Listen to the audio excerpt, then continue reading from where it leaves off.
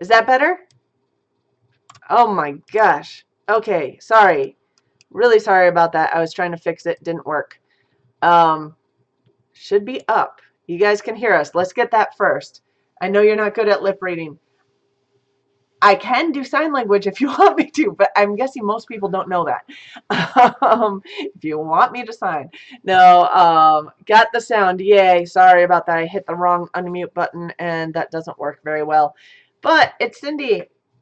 And Michael? From Part-Time Permies. Yay, we got it figured out. It's been a crazy 2 weeks.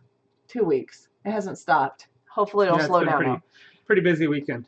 Yeah, so yeah, I got everything done last minute today, including going to the Rhodes live show, which they have for their premium members.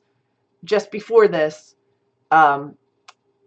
I was there late because your dad's coming to town, trying to get things ready, get this ready, and we had a busy weekend again. So, little bit rough start. Sorry about that. Okay, so I wanted to say hi. We have a bunch of people in the room. Your mom's in the room. We did get your message about... Yeah, I just called Dad real quickly, and he told me that he's visiting Uncle Ronnie and running late. So my phone was... I was at a major farm event out further than we are, and there's very little signal there. And then my phone was trying to find signal. It died. I left it in the car, so I just got it charged. I drove all the way home with no maps, and I've only been out there a couple of times. It's way out in the middle of nowhere. So yeah. But that was fun. Yeah. So, yep, so your mom's here, Incense Shop's here, Curie's here, Valerie D's here, Tim Beverly's here. Hello, everyone. Suburban Hillbilly. Seeing if Green Gables is here. And Curie, if I didn't say your name, I think I just did. So, yeah, sorry about that rough start, but we'll get going. I also got the Foraged food feature up on the blog today, like a couple hours ago, so that was running late. Only got one video up this week, so that was a kind of big overview of Homesteaders of America, which we talked to you a little bit about last week because we had just gotten home from that on last Sunday. But you could check out that video if you're interested in it. The little thumbnail looks like this, so if you look at our videos, we have that, and it was a heck of a lot of fun. Lot of people there. Probably over 1,000 people there. I don't want to say. I would say through the weekend, the 2 days. So yeah. There between sale tickets and volunteers and speakers, I bet you were in the neighborhood of 1,000. Yeah. It's a big enough area. It looks like a smaller group than it is. In fact, the main speakers, I would say there was well over 500 attending the main speakers. It was a pretty large barn, so just judging crowds, it was it was big. 500 plus. So I'm sure there was 1,000 people involved through the weekend. And a lot of our YouTube friends were there, which is, you know, sometimes for us it's the only time we get to see them. Yeah, we met a lot of people for the first time live. That too. We'd never seen in person, and then some people that we see once or twice a year. Yep. Which are all becoming fairly good friends. And, Yep. So, you know, Rose from Wholesome Roots. I met Trish for the first time from Willow Creek. She was staying with Rose. I met, I'm forgetting her name. I remember channels better than first names. But Mama Grows was there. The Pratts were there, and we see them at multiple events since they're not that far. And as I said, it's real people, real channels. You can tell real quick when somebody's pulling you over on the computer, and when it's pretty normal people that are doing whatever they do as you know, one segment of their life. And then there were a number of people who we saw there who knew us from the channel, so we did get to see Teresa, which was a lot of fun. Meet her in person because we see all your names here, but we don't always know, you know, who's who in real person at all. But it's so fun to kind of finally put a face to the name a lot of times. So we had Breakaway Homesteader, Teresa Wheeler. I'm gonna forget all of them now, but a number, probably 6 or 8 people who are subscribers of ours who are not their own channels or not very big channels who were there. So it was definitely a lot of fun last weekend, and then busy week this week, and you had your 20th college I had my twins' reunion, college reunion, so we had Friday and Saturday night events and then related to market and that. everything. And first cold market, it wasn't unbearably cold, but we had some rain and Yes, sleet. Tim Beverly was there too. Yes, Yeah, I thought he yeah, was. Yeah. yeah, Yes, definitely saw Tim Beverly a few times. yes, And then we had a cold market and yeah. spent about 7 hours out there. And then I just spent 8 hours at a local farm today. Just got home a half hour ago. Yeah. I'm either windblown or sunburned, or Yeah, your face is I've red. still got 3 layers of 4 or 5 layers I had on. It was cold. It was cool today. The sun came out. But Yeah. one of our local farms that does actually a lot of Joel Salatin style on on they're The meat handling farm. almost 400 acres. It's Carlson Farm, and we have video. We do have a video of a tour of the farm. So they Yeah. they own 200 acres and they manage 200 acres for a neighbor, and Yeah. they sell at the farmers markets, a number of stores, and a lot to the hospital. So this is the third year of a major fundraiser for the children's portion of the hospital, where they have 500 people come. He donates all the meat because he's primarily a meat farm, so rotational grazing of cattle, lamb, pork, and lots of chickens. Yeah. And eggs. And he's and lots of eggs, and he's a wide open. He calls himself Naturally Norms. He's not organic. He says, you want to see what's happening, just like Joel Salatin. Come to the farm. Come see me. He's very open Ask about it. questions later. See what we do. Yeah. You won't, you shouldn't have a problem when you see how good we are and to what our animals. So they donate lots of their secondary cuts and just lots of product at the end of the season, and host with a whole bunch of restaurants, 4 courses, 500 people, hors d'oeuvres, beverage. Hi, Tina. And so I donated a little bit of pasta, and then we helped out. I helped out serving plates and bussing and you haven't done the front of house I stuff. haven't done that in years, and kind of helping them coordinate it all. I just came and said, whatever you need. Yep. So I spent 8 hours out there, and we had, between the volunteers and the ticket sales, there was at least 600 people there. That's a big event. Tented up right up in the middle of the farm. Yep. So that's so cool. So just got back from that. Yep. And Tina, it was nice to see you on the Roads show. It's kind of fun having the two-way video Zoom setup. That was a lot of fun to kind of be able to see people and hear people and all of that. I think that was an awesome setup. You can't really do that on YouTube. That's a different program.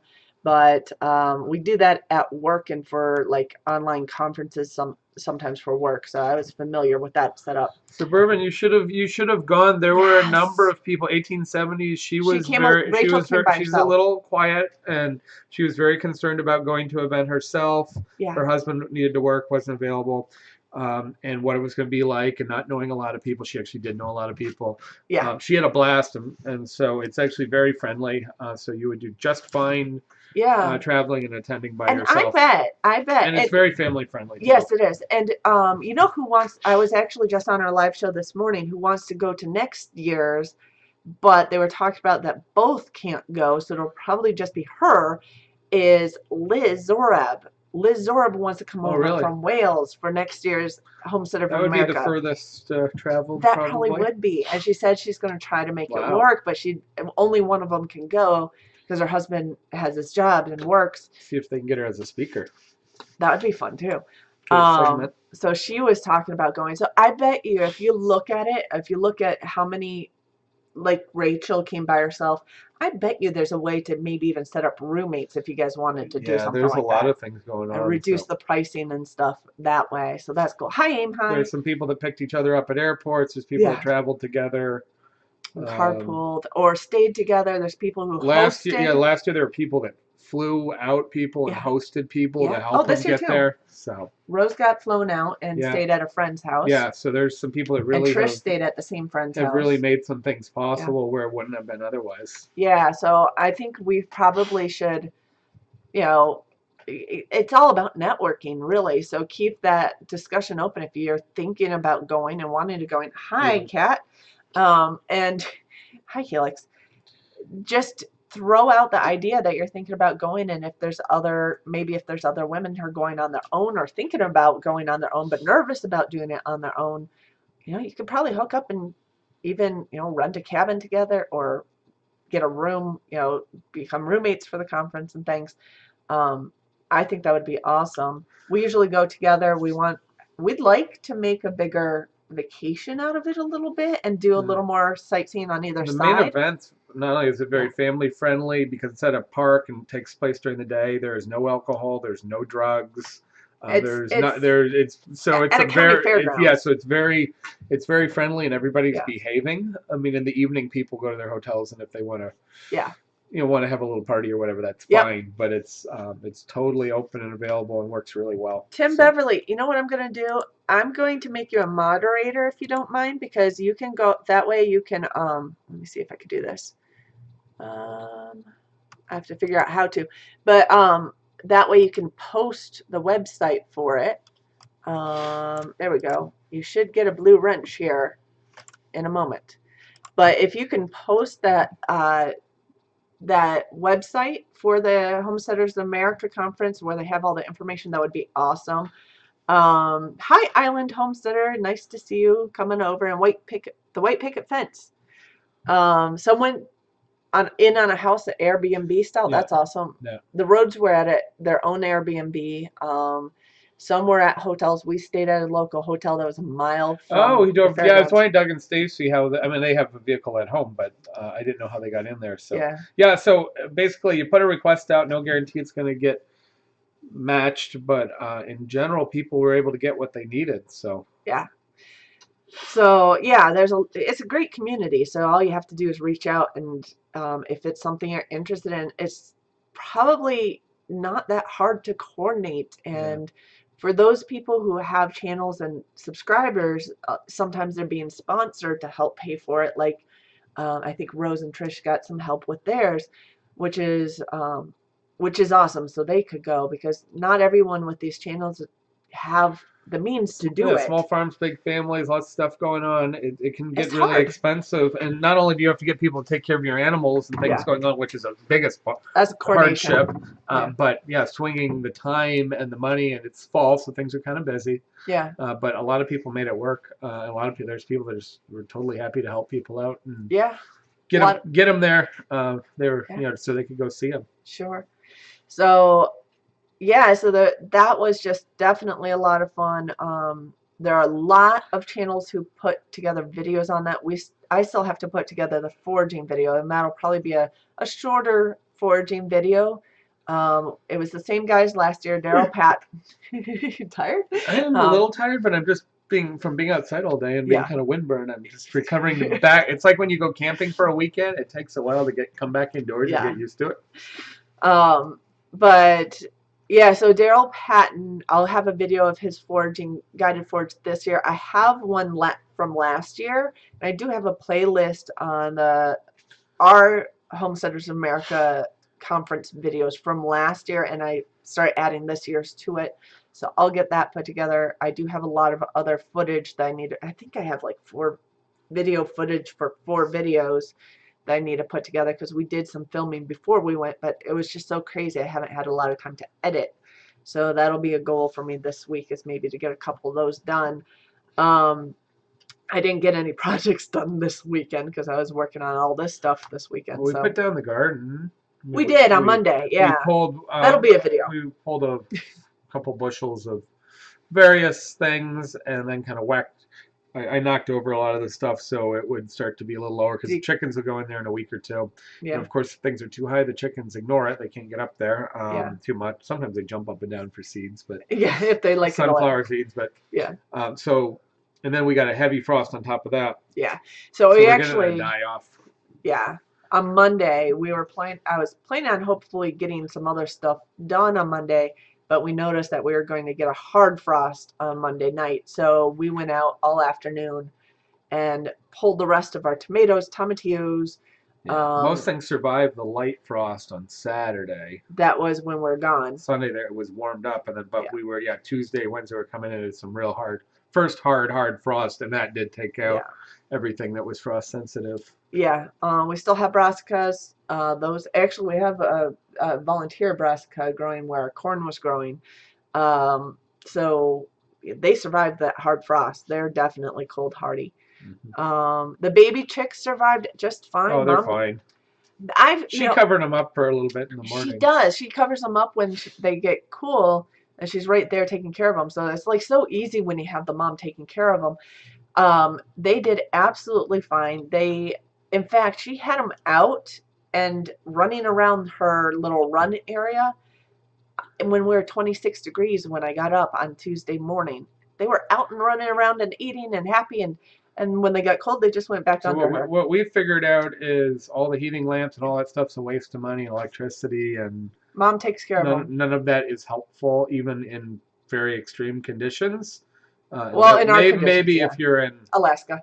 Yeah, or you're in Or southern, Maine. northern Minnesota or Maine, where, but it's not helpful. It's the condensation and humidity. That's a bigger problem. And having some good wind shelter and padding on the, so the floor doesn't get too wet and frostburn their feet and things. Yeah. That's the key, is water control, not heat control, because they do their own heat control. So Tim Beverly said, what type of dehydrator do we use? We actually were gifted one to make dog treats. Years ago. And it's not that big. I don't even know the brand or anything. I saw the same item. Same thing at for a store for vegetables, and it had some kitschy celebrity name on it. I don't remember. Yeah, so it's something. It's like about this big. It's round. It has the lid that has the fan and warming unit. It's not a very particularly good one. It's just a. But it works. It works. It was a gift. We've used it a number of times. It's small, but it works. Never made dog treats with it because that was too much. It's too much effort and too much expense to make make your own dehydrated dog treats. We just buy them if we need them. Well, our previous dogs didn't counter surf too much, but I'd be a little worried about dehydrating and leaving it out on the counter with our current dog, because she does counter surf. And if she smelled something that she wanted in there, that probably wouldn't be good. She'd just get into it and eat them all up before they were dehydrated. So, but we did dehydrate our maitake mushroom. I had a picture of that on Instagram.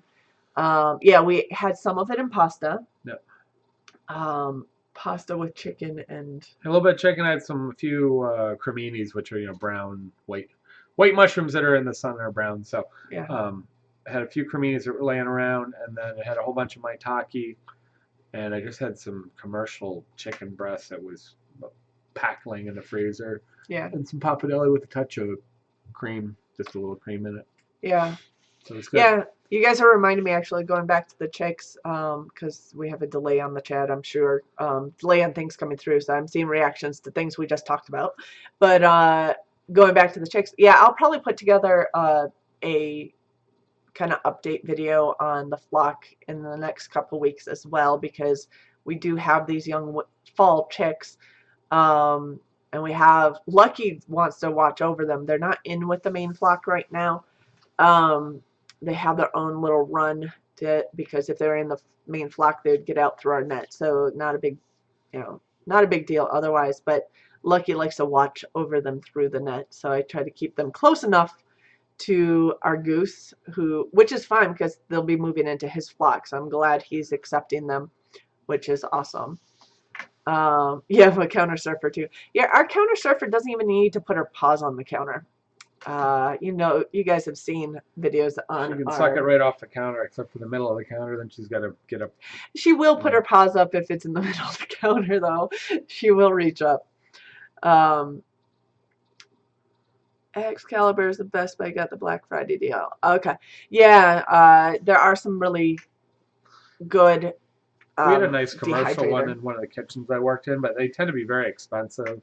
I haven't looked up the price on that one, though. And this is inexpensive. The technology is pretty.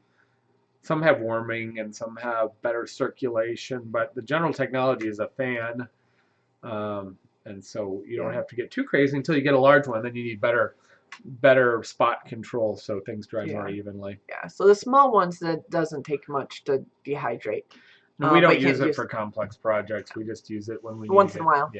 Something like mushrooms. The white picket fence said one of her cats likes to knock things down from the counter to the dogs. We haven't had that issue so much. Our cat sometimes gets on the counter, but our cat likes cherry tomatoes. He likes to bat them around, but he has taken bites out of them too. So, that's kind of a funny one. We can't leave cherry tomatoes out on the counter. The cat, you'll see like fang marks in the cherry tomatoes. It looks like we have a tomato vampire. Um, Oh, so yeah, Mastiff. Yep, that's a good sized dog. yes, yep. That's the size of dogs we like. Yeah, we like the giants. We have a Great Dane, so um, and she is doing a lot better. I also have footage on walking her, but I might have to add more updates to her updated video because it's been a few more weeks.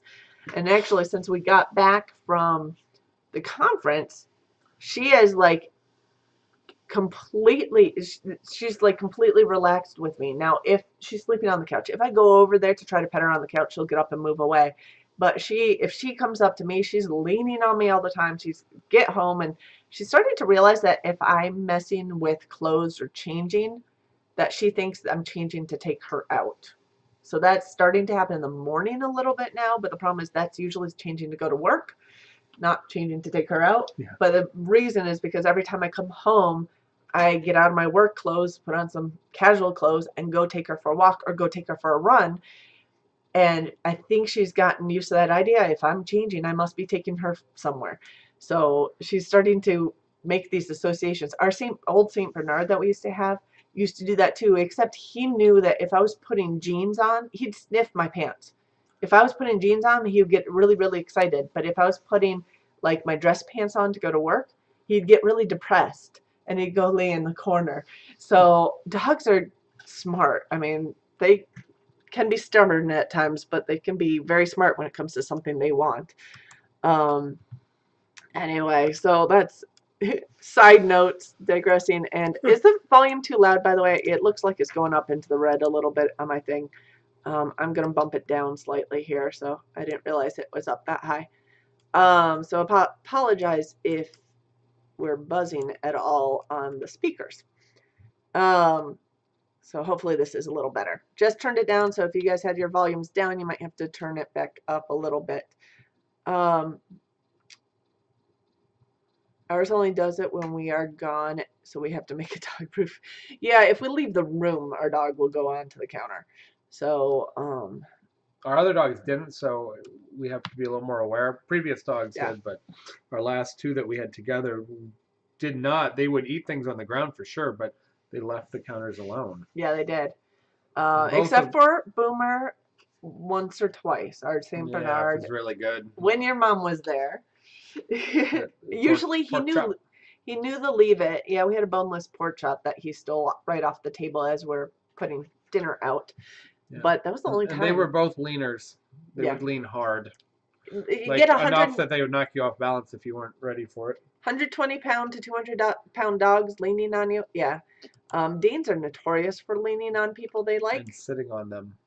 and or standing over their laps. Yeah. Because their belly can basically go over your legs if you're sitting on a normal chair. So, okay. No, Buzz, you're just the wine. That's too funny. Anyway, so we have a couple topics we want to go over. I haven't had a chance to see if there's any more questions about Foraged Food Friday, so I'm going to take a glance at that. But there was, not Foraged Food, Ask the Chef. There was one question from Kiri about potatoes, which I don't think we had time to let you know much about that question. But it was basically she had someone who saved a bunch of potatoes for her and froze them raw, and they got all like slimy and mushy and stuff from that. Yeah. And why can you freeze tomatoes and peppers and other things, but you can't really freeze potatoes? Potatoes, some you can science only behind do it. limited things with them after Frozen. you froze them. Yeah. But they can work. But for you can a few freeze them things. after you cook them. Yeah, you'll have lesser problems. You Yeah. still have some of the same problems. Yeah, so basically, I know the science behind it. If you're freezing anything that has a cell base to it, the cells are full of water. And if you think about, okay, if you ever put a jar full of liquid in your freezer and had it crack, like some jam or something, and had the jar crack because it was too full, it's because it expands when it freezes, right? The water expands. So that happens in the cells too. The water in the cells, it's like 90% water in there. It expands and the cells will start bursting open when they're frozen. And the So cells are flexible, but as you get them colder, they become less flexible. yeah, But also, standard freezing at home versus flash flash freezing. freezing or Yeah. dipping in liquid nitrogen or the way that your commercial vegetables are prepared um, is slow enough as it goes from outside to inside, especially on longer pieces, that it starts causing ice crystal formation. And ice crystals are quite sharp. Yeah. So they effectively are poking and cutting up the The cellular material. And membrane. so they're starting to break down and soften the vegetables and even meat. But meat, because it has some natural salts and minerals, it actually doesn't freeze. You can hold meat Same at way. about 29, 28 degrees before it freezes because of the salts and such in it. Vegetables less so. So a potato being a big starch granules filled with water, definitely suffers from ice crystals, and Yeah. it ruptures them and it starts leaking out water. So if you get a frozen potato or slices of potato, you need to let them drain and then almost squeeze them out or put them on paper. And when you remove that, they'll be dehydrated, and then you can go and cook from that point. But they'll always be a little more mushy. If you go through and blanch them, like half cook them till they're still firm, but they're getting a little glassy on the outside, or you par fry them like a French fry, and that's how most of your French fries are prepared. They're par frozen, quick frozen. They do very well going back into the freezer or going back from frozen into the fryer. So yeah, you're gonna get a lot of potato water out. It's gonna leach out a lot. So if you're gonna do a casserole or you're gonna do soup or something, you can freeze them. It's generally just not that helpful. Yeah. Pre-cooked. And they store well at cold temperatures anyway, so Yeah. you don't have to freeze them.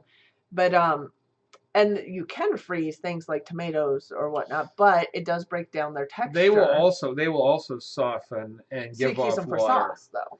Yeah, so if you're using it as a cook preparation, it's just fine because you're going to soften them. In fact, we know that it will release the skin. Yes. It's almost like water blanching, so you can peel that skin off easily if you let them thaw a little bit. And we do that all the time for our tomatoes because we hardly ever have time to make sauces or salsas or anything with them Right when, now, when we yeah, harvest at this time of year. So we just stick them in bags, put them in the freezer, and pull them back out in the winter and do that at that point. The good thing about a tomato is the juice has actually more intense flavor than the flesh. So you actually want to keep that water, even if it's clear or pink, Yeah. and you're cooking with it, it's highly flavorful. It also starts to begin the tenderization process and breaking it down so it's easier to use it or cook it out. So it has very limited negative effects aside from a sliced tomato on a sandwich. Incidentally, I had a friend who had to do a massive amount of sauteed onions for an event. It may have been like an airport or something. We're talking like 3,000 or 5,000. It's party, and they have these Swiss braisers, which are like flat tops with sides on them. And they realize we're talking maybe 500 pounds of onions, 1,000 pounds of onions. It was not a small amount.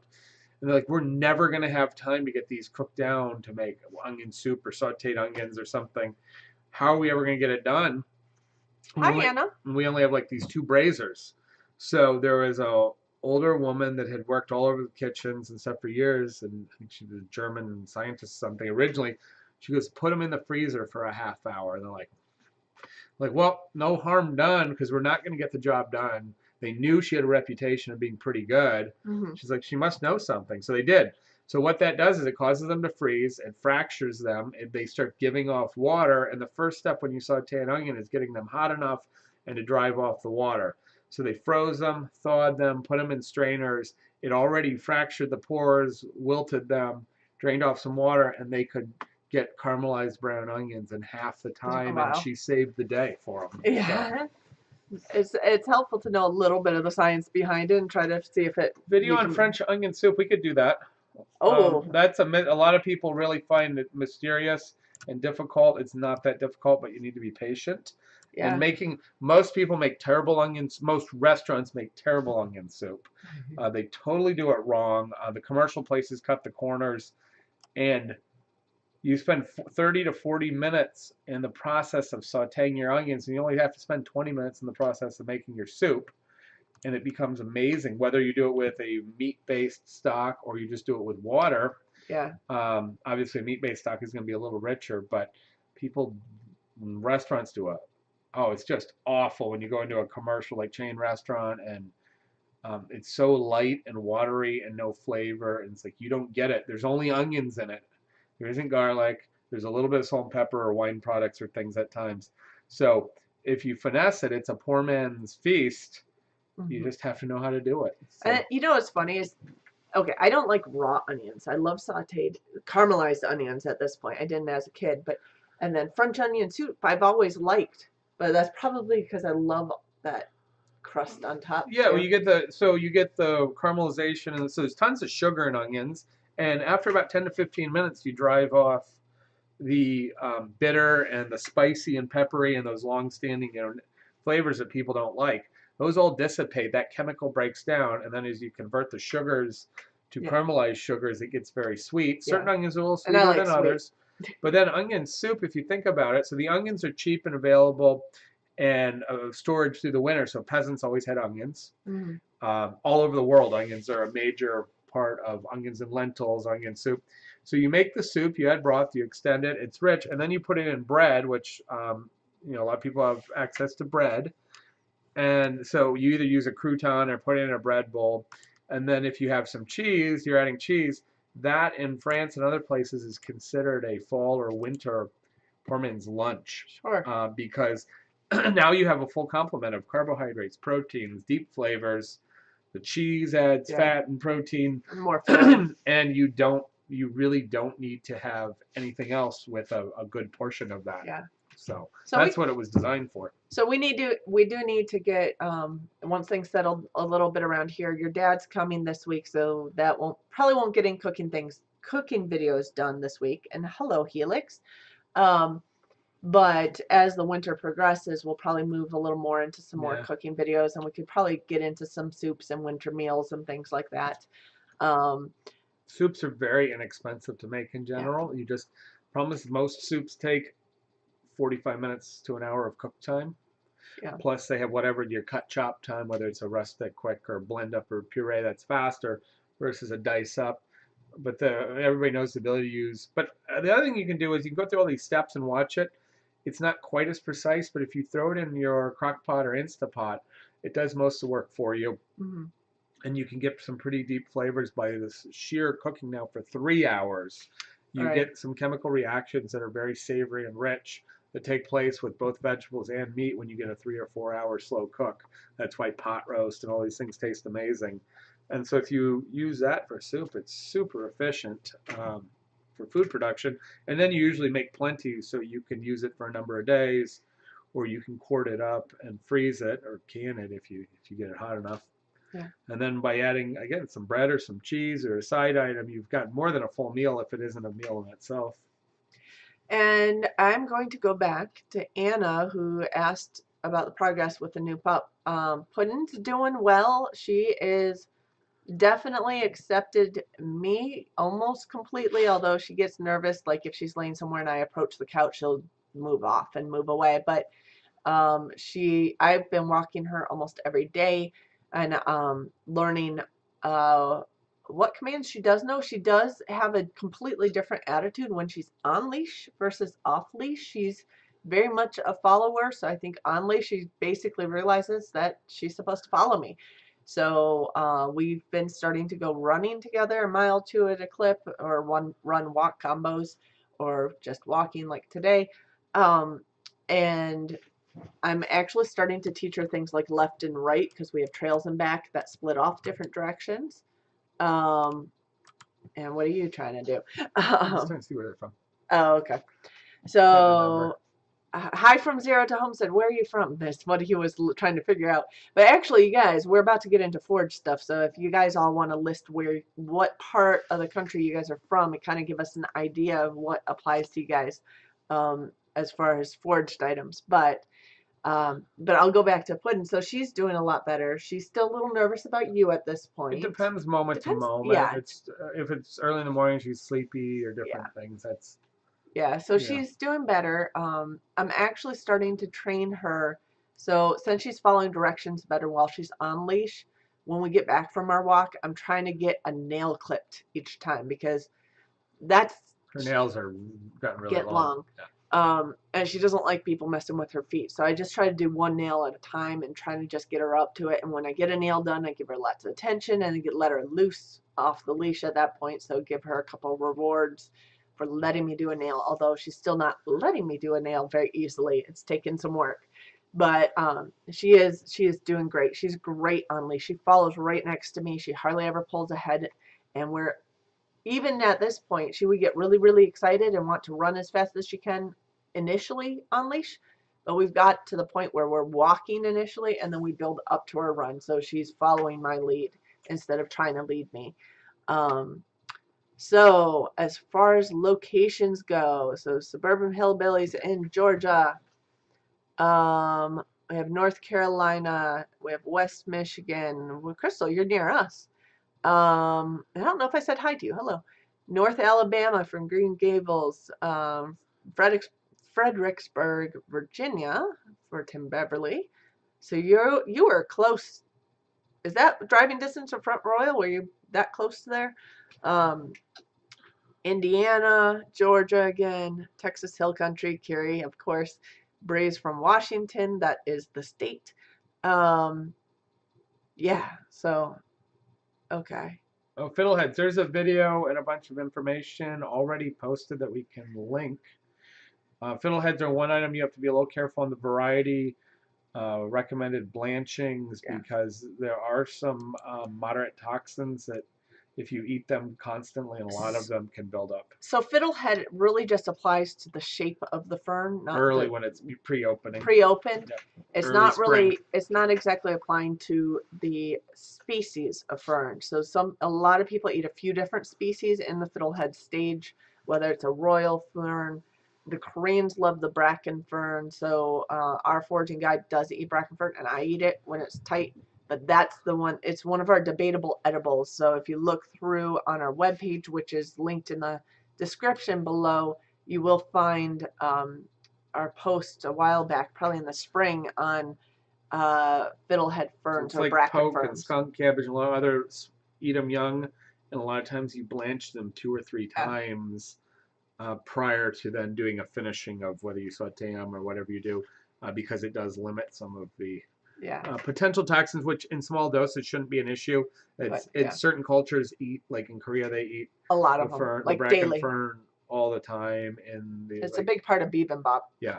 So, and that's a case where, but then there's other talk on that specifically that it's water soluble versus oil soluble, and that even though a plant has things in it, it doesn't mean they're fully accessible, and that they're as harmful as some thought. So, Daryl Patton specifically, his personal belief is that, well, his educated belief is that bracken fern are minimally an issue.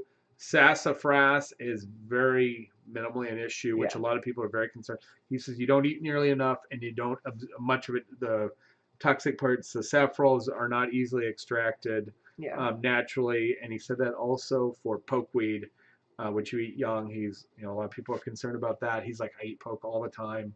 So his belief is your body doesn't uptake some of those things that are traditional at items. A high enough amount. There are other things that your body obviously uptakes that easily gets heavy metals and things out and becomes dangerous. So you gotta watch it. It's a more difficult call than some people realize. So Teresa's from Illinois, and then we have White Picket Fence from West Missouri. Is heading out. Okay, take care, Aim High. Yeah, it's been a long 2 weeks for us. Very busy 2 weeks. And Aim High's, of course, from Michigan. So, and I think fairly close to us. And Island Homesteaders from the East Coast of North Carolina. I actually was wondering where you're from. What island are we talking about? No, you don't have to say the island, but I'm guessing that means off the coast of North Carolina if you're Island Homesteaders, your name.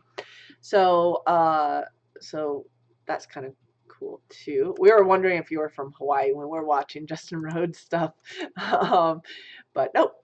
So anyway, I'm going to go on to talk about our foraged food of the day, which is actually Solomon seal, which I've been meaning to get to eventually here for a while. So just to let you guys know, I'll pull up some pictures. So I'm gonna lose the looking at the chat a little bit, be going back and forth a little bit. But there is a link to our webpage that has the blog about the foraged food down below, and I'll probably try to pull those pictures as we go. Okay, cool.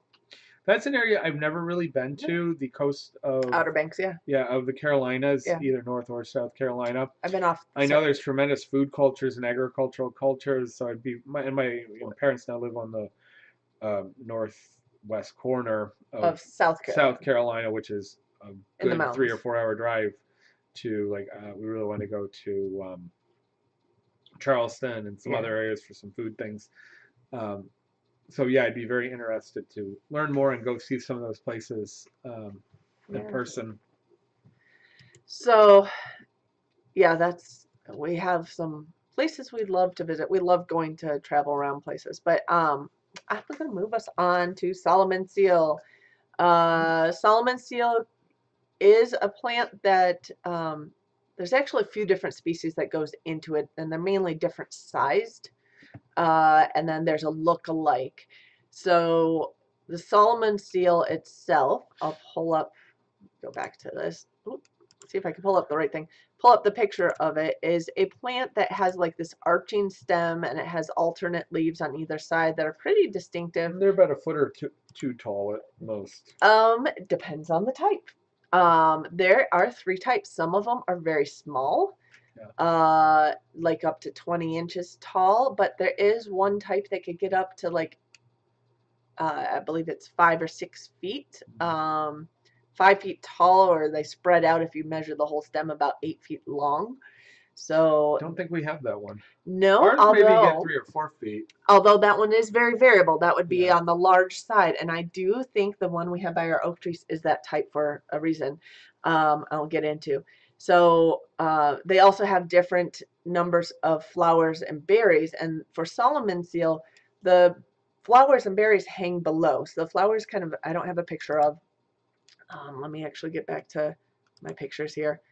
The flowers are bell-shaped and hang below the stem at the point of each leaf, and depending on the type, there may only be 1 flower per leaf, or there may be 2 or 3 flowers on the medium-sized one, or there may be up to 9 flowers hanging down from each leaf area where it attaches to the stem, which is the big one, which could get up to 8 feet long and 5 feet high.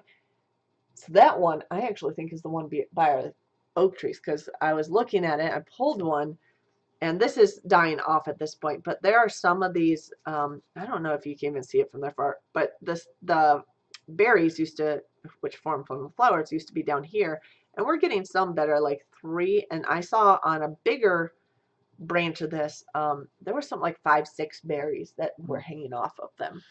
So that would only be the biggest type. Now there is a little bit of debate if the medium-sized one and biggest one are actually the same species or different species. That's a whole different thing. But basically you can use them all the same way. Although apparently the bigger ones have better flavor than the smaller ones do as well.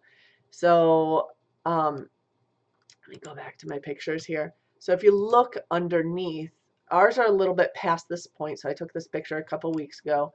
And this is a smaller one, and there's 1 or 2 berries hanging off the stem at each point where the leaf attaches to the stem. That's where the flowers would have been obviously before. It's got these black round berries with multiple seeds in them. You do not eat the berries. The berries are not edible. In fact, they're kind of bad for you.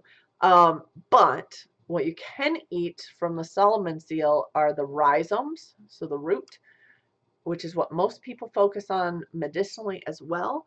Or you can eat the early shoots. So again, taking it before the leaves start folding out. So the leaves are still wrapped around the shoots, and you actually pull the leaves off the shoots.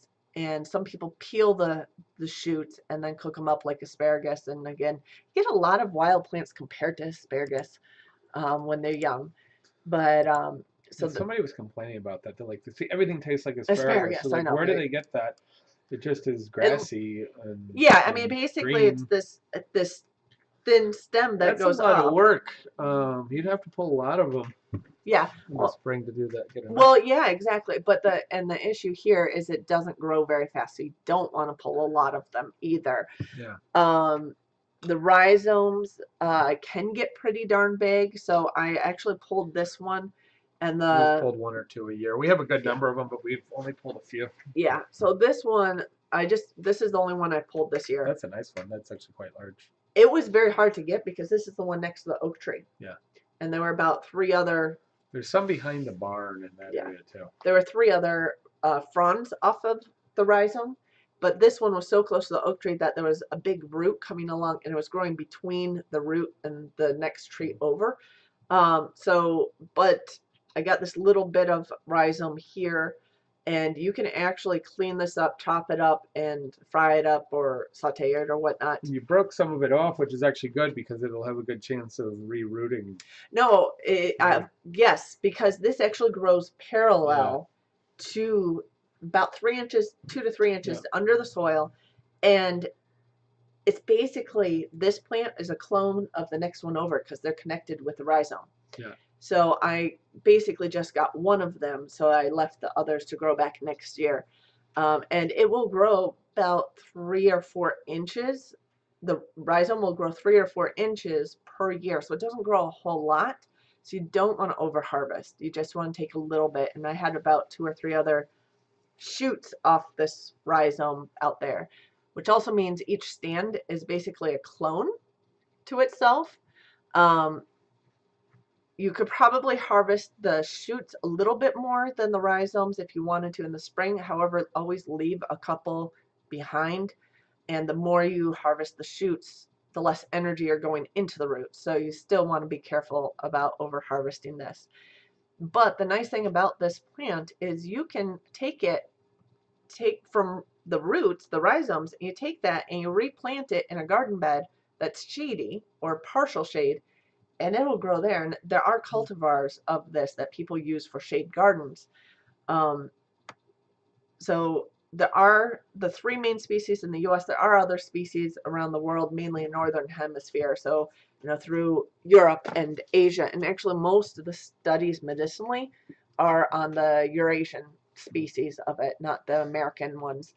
Um, but so it is used both for food and for medicine. So for food, it's basically the rhizome of the early stems. Cook it up, saute it. You can actually extract flour from the roots as well and use that as a thickening agent in like soups and things as well. So you basically grind it up or macerate it and take the flour out of the root. Um, Medicinal uses, it's been used a long time in Asia. So again, most of these studies are on Asian varieties, but the dried powder from the root was sprinkled on wounds to stop bleeding and to quicken healing. The root powder has also been used to treat rashes and poison ivy. And in China, it's been used for a long time to treat diabetes and as just a general health tonic. So if you make like a tincture out of it, which we have downstairs, or it's in our crazy tincture, um, some people will infuse massage oil or salve and use it to relieve muscle strains and soreness after working out and for overuse injuries because it has an anti-inflammatory aspect to it as well. Or use as a tincture to help with joint issues or tight ligaments or rheumatoid arthritis and osteoarthritis. People put in baths to soothe aching joints and muscles. And the main studies, so those are kind of traditional uses. There have been some preliminary studies on some of these, and it does seem to have some anti-inflammatory, neuroprotective, modulatory, sorry, and effects to it. So it does seem to help general health that way. There are some studies showing it's anti-diabetic and anti-fatigue, which probably means you do want to watch if you're taking diabetes medication that your sugar doesn't drop too low if you're going to try this as well. So you got to be careful with that. Can you eat it raw? You can eat the roots and shoots raw of this plant. Um, a lot of people cook them up, but if they're tender enough, you can eat them. The shoots, the roots, you really have to clean off well, and some people will peel them and eat them, and some people do like them raw better than cooked. So Navi had a different use of she prepared them. How she prepare them? So she would, I think she'd clean them off, just give them a little scrub skin on. I think she might have blanched them quickly, but she would dehydrate them and roast them in the oven until they roasted down. She'd nub them up into little pieces, and they're hard, and she'd chew on them almost like a nut.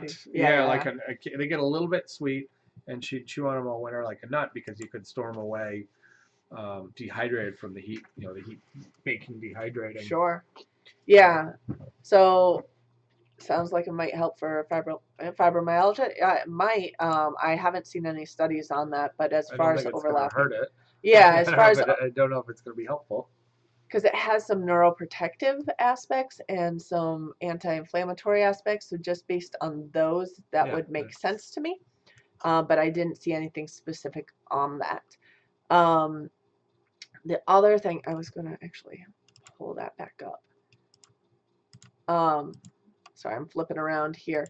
The other thing is there is a look-alike plant, which I have, I'm hitting the wrong things now. Sorry about that. So there is a look-alike plant, which is called false Solomon seal, which most people assume if it's called false that it would be poisonous, but it's actually not. So the false Solomon seal, this is a picture of it. Looks very similar leaf pattern. Now again, these leaves are turning color. They're turning yellow, so this is in the fall. The flower on the false Solomon seal is at the end of the stem. So on this picture, you can see the berries. Berries are a different color. They start kind of more goldish and then turn bright red as they ripen. And the false Solomon seal can be used in a similar way. It's actually, you can eat the rhizomes off this. You can eat the young shoots off this. Now, some people don't like the aftertaste of this plant. It does have a little more aftertaste, but this one is actually available across the United States, whereas the Solomon seal is available basically east of the Rockies, so the eastern part of the U.S. So out in Washington, you probably have the false Solomon seal plant rather than the true Solomon seal. Now, another difference with false Solomon seal is you can actually eat the berries of the false Solomon seal if it's ripe, where you cannot on the regular Solomon seal. Those berries, when they're bright red, apparently, I haven't tried them, but they're supposed to be very sweet, almost taste like molasses, but they do have that same aftertaste, so some people don't really like it. So that, now, the only thing you do want to watch when harvesting the shoots of the young Solomon seal or the false Solomon seal, you could treat them the same way, but when they're young, you want to make sure you know that you have the right plant, because if the leaves haven't opened up yet, you want to get them before they open up. They can sometimes look like other young plants. Some of them edible, and these are both in the lily family, so a lot of the lily family plants look similar, but there are a couple types that are poisonous, so you really want to make sure you have the right plant. So my suggestion is look in the summer where it is, and if you want to harvest shoots in the early spring or early summer, whenever they come up in your area, you can. Hey, are you okay? Itchy. Itchy eyes. Itchy eyes. So if you want to harvest them, you want to make sure you know where it is and make sure that maybe last season you identified where it was. The rhizomes you can harvest anytime from now to early spring, although I've seen some reports that early spring they taste sweeter than they do now because they convert some of the starches into sugars as the season goes. And, well, hello, Helix. But you can go ahead and harvest them now. And like on this plant was already laying down because it's basically dying back. So you can find these if you've seen them, stands of them in areas. You could find the rhizomes still at this point, even though they're not standing upright. This one was basically just flat on the ground among the leaves. but you can still tell what it is. So it's probably easier time to harvest the rhizome than in early spring when you have trouble finding this. But again, if you know where it is, you might not have a problem. The rhizome, by the way, has a distinctive look. So if you're looking in the early spring, you know where your stand is and you're trying to dig it up. It runs, like I said, parallel to the ground. It has all these little hairy roots coming off the rhizome, but it has this distinctive ring pattern Almost around like it. ginger galingo. Yeah. It's very white or off-white in color. So you could probably identify it by the root as well if you know where your stand is. And Helix is trying to play with it. So I'll put that back. But so you probably could harvest it in early spring, but again, you need to know where those stands are. One suggestion, and you don't want to over harvest too. So my thought is what I would like to do and plans here is I'd like to actually take some of these rhizomes, and as our leaves come down, we're going to leaf mulch some beds in front as well to make for a food forest. Mhm. So my thought is actually to plant this in that leaf mulched area up front under our trees because it likes shade. Some of them like full shade, some like partial shade, but they do really well in most shade areas because they grow in hardwood forests or on the edges of hardwood forests. So we have the perfect setting for them. So I'm thinking of trying to start our own stand of them in our front and see if we could get a bed of them going. And then they'll slowly spread from there. So that'll help prevent over harvesting because if you harvest from the stand that you put there, then obviously you're helping them grow as well. Anyway, any questions on Solomon seal, or does anyone ever use Solomon seal or eat Solomon seal? Have you ever tried harvesting it? I'm trying to see if I missed comments as I was chatting. So Teresa Wheeler, oh, you were going to go, but you're still here.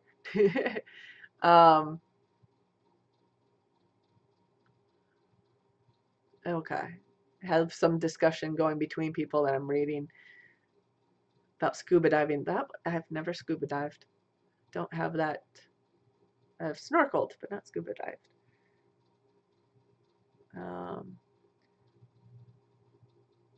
You have something in your yard with berries. That's Tina.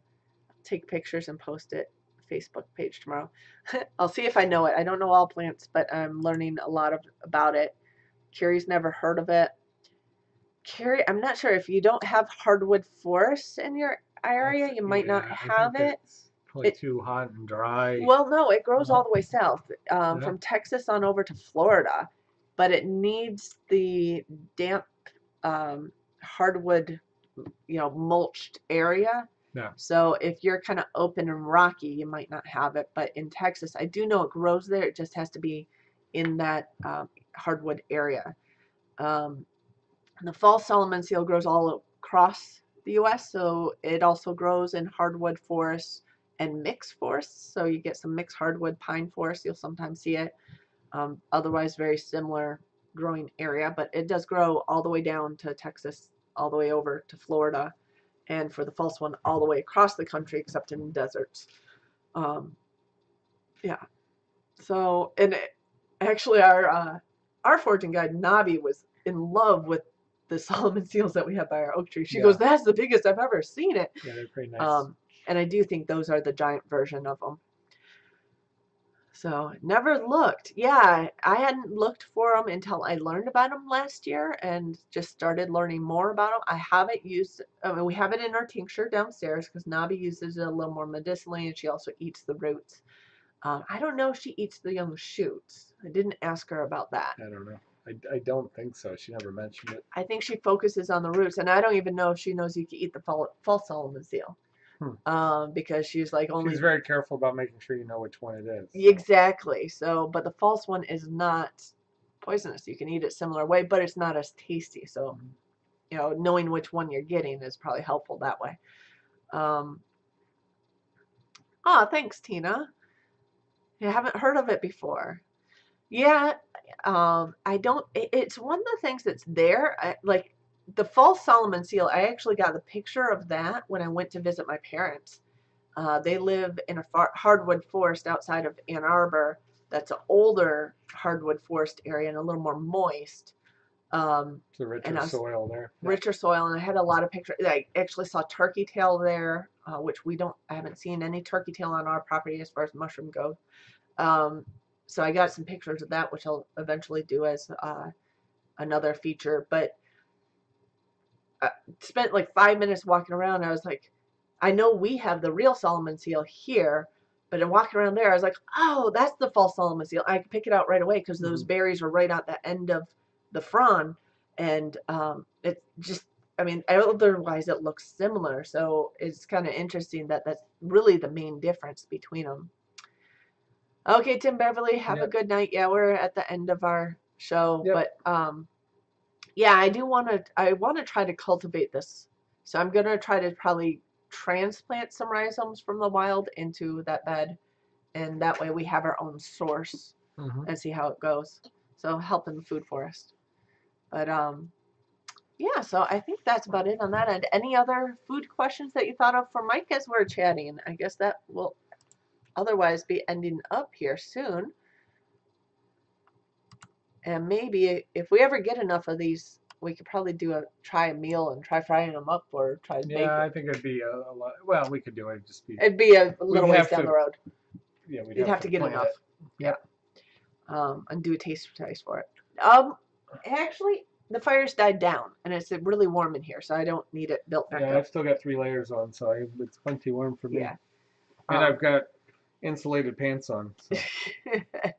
Yeah, so I did have a fire going. The fan on it is still running, but it's definitely died back. I think we even still have the door to the outside still open. Probably. So we have this nice curtain here that you can see in the video, I believe, that's blocking us from the great room, which we have a door to the outside that we leave open so the cat and dog can go in and out as they want, but we close it up at night. But it is getting chilly, so we keep that closed while I have the fire going in here, and it doesn't make the rest of the house too cold then.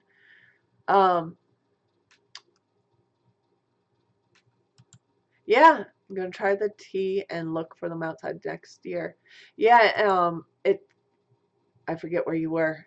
If you're further south than us, you might actually see the green plants with the berries on them right now, and they'll be pretty easy to identify if they're still up. If you're in the north like us, they'll be dying back, so it's a little harder to find them unless you know where they are.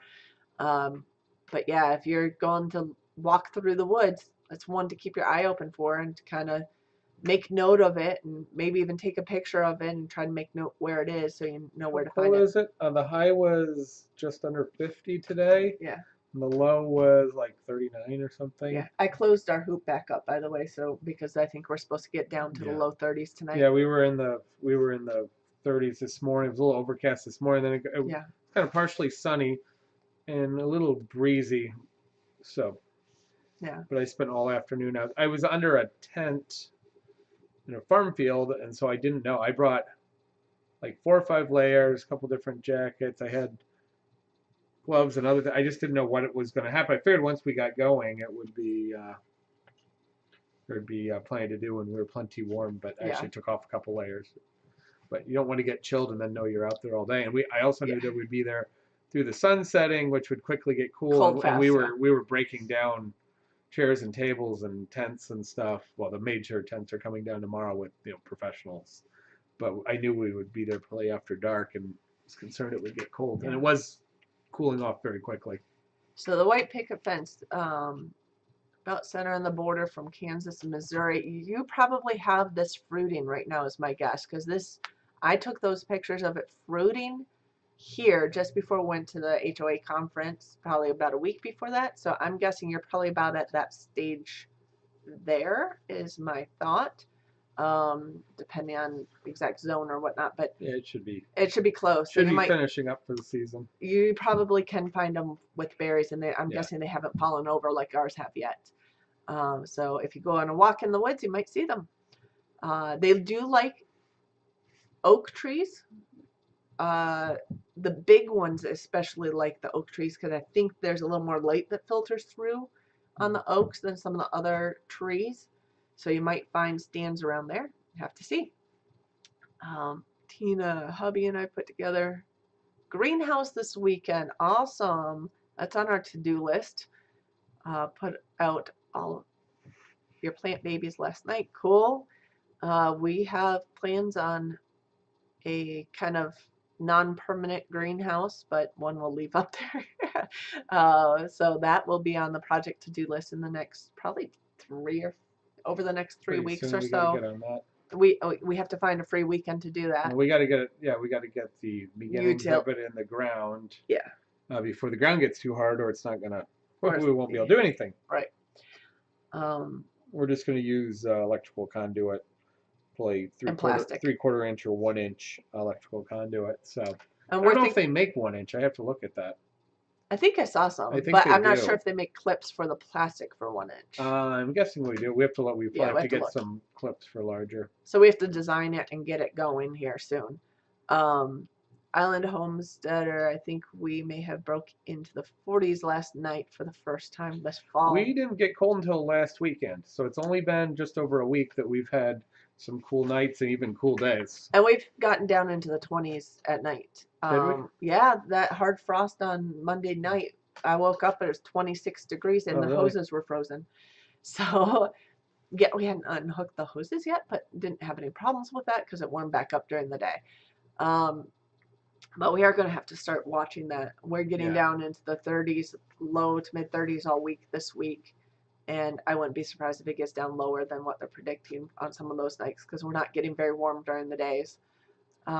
Maybe 50, but mainly 40s. So we're definitely in fall. And the funny thing is, a few days before we went to the Homesteaders America conference, we were in the upper 80s. That's Michigan for you. When it comes fast. Tina bought a cheap one just to get me through. Was very happy with the ease installation. That's cool. Oh, and you know what I saw? I had permaculture class. I didn't even go through that. I might have to talk about that a little bit more next week. So I'll plan on that. I had permaculture class yesterday, and I did get to see, and I got a picture of it, so I'll have to get it up here. But I did get to see how they protect their Chicago hardy fig tree for as it gets cold. They have it planted right next to their house on the southeast corner. Common. So it gets some of the wind block from that, and it gets the bounce off of the sunshine off the house. It's right next to their driveway, so it's got this nice microclimate. But they put like one of those cheap plastic small greenhouses and just put it over. I've seen people cut it back a lot. I've seen people put bales of hay, straw, and load it with straw. I've seen people take the old style white styrofoam planter type things and put the cover over the stalks. But you do want to give it some protection. In this area. I think straw bales is probably one of the easiest ways. And you do cut them back and they pretty much start almost from the ground back up. Yeah. Whereas other fig trees, you would just prune them back before they get too big and they kind of take off from where they're at. And I think the other thing that they're doing right now is they do have small figs growing on it. And they don't get a whole lot. That's the problem with where we're at. We can grow this tree, but it's whether or not you can get it to fruiting or full ripe fruit in one season is hard. So that's why he's protecting it as well. They're generating shoot growth almost from the ground up versus each year. Yeah, so it's got a lot of work to do before it fruits. Yep. But they do have fruit. They have fruit about this big on it, and they're getting bigger. So even with our frosty nights this last week, it's been doing all right. So that is on my wish list for our food forest is some Chicago hardy fig, but I'll probably have to go close to the house and in good sunshine. Okay, first real time I was able to get the AC off and the windows open. Yeah, our AC, we don't turn it on very much. We used it very little this year. I mean, we got hot, but we just don't use it very much. We use it at spurts. I don't think we use it for more than about a week. Yeah, probably. At a constant run, a week or week and a half. And sometimes it was because we had people here, like Cindy's parents. Yeah. And we just want it to be more comfortable. And otherwise, we'll open the windows at night. Usually, because we got a lot of humidity, sometimes it's not that it's so extremely hot. It's more the humidity. Or we're shaded with trees that it just gets 90% humidity, and we had a run that was so sticky.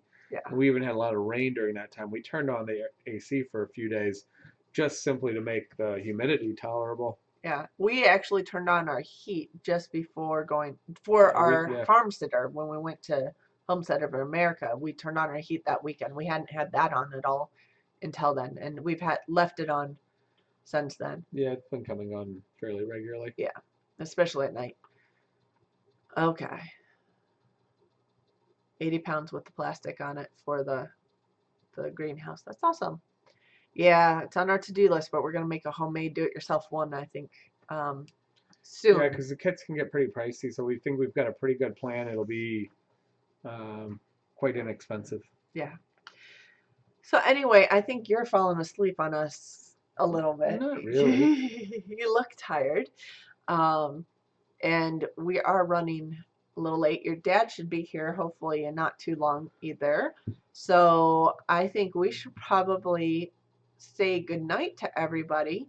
I'll have another featured item next week, so I'll work on that, and I'll try to get a couple of these videos out this week because find some time for editing, a little more time for editing this week to get them out, since it's not quite as busy on my end. You're going to be busy. Yeah, You're going to be I'm always building. pretty busy. You're always busy. But I'll try to work on that on the evenings. So 85 to 90 all summer with the humidity above 80% all spring, summer, and fall. Yeah, Well, you got to remember, only 50 years ago, everybody figured out how to do it. But what we also noticed was we had an old house from pre-1900s, in New York. and they used taller ceilings and bigger windows and cross venting. Yeah. And the houses actually breathe Were very built well for at it. night. You also get used to it. Yeah. But modern houses don't do a very good job of creating natural breeze through, or apartment buildings. We live in an apartment building that was fiercely hot. Even when Yeah. it was like 75, you almost had to run the AC Yeah. because they didn't breathe. They gathered heat.